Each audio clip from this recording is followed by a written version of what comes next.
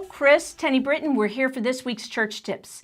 You know, a lot of leaders have been placed into leadership in the church because they're great leaders out in the community. And we say, wow, they really have leadership skills. They should be a leader in the church. But the difference between leadership out beyond the church and leadership in the church is that church leadership is really supposed to be grounded spiritually. Now, my hope and dream is that one day all leadership everywhere will be grounded spiritually.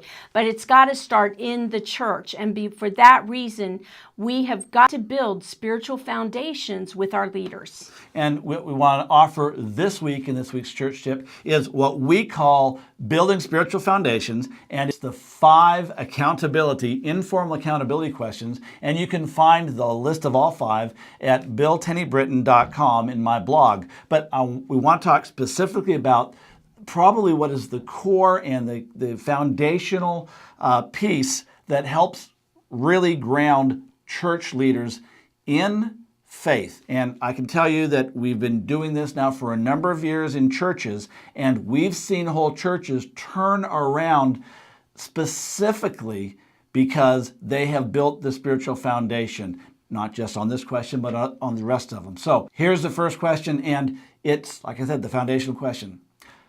So, what did you read this week in Scripture that intrigued you? Now, what that does when you ask a leader that is, A, it puts them on the spot. Oh, well, it's totally okay. You're Christians. We're there to encourage each other. It's not okay to go, you shoulda. But you can say, so what did you read in Scripture this week that intrigued you? And most folks will look at their untied shoe or wish their shoes were untied as they've answered that question. But then, if you'll ask it again the next week, maybe at a small group, your Sunday school class, you go around, so what did you read in Scripture this week? Within 2 or 3 weeks, everyone in your group is reading Scripture. And they may have just read it just before they came, but bottom line is that means they've read more Scripture that day than they have the rest of the week.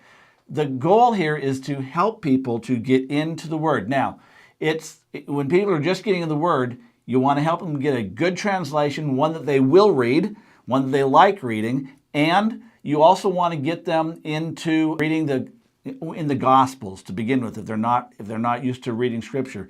Get them reading about Jesus, because that's the foundation of the faith. Hey, there's a bunch of other questions. There's 4 other questions, and the blog tells you how to use them to build a spiritual foundation for your church leaders, and we'll see you next week. Have a great week.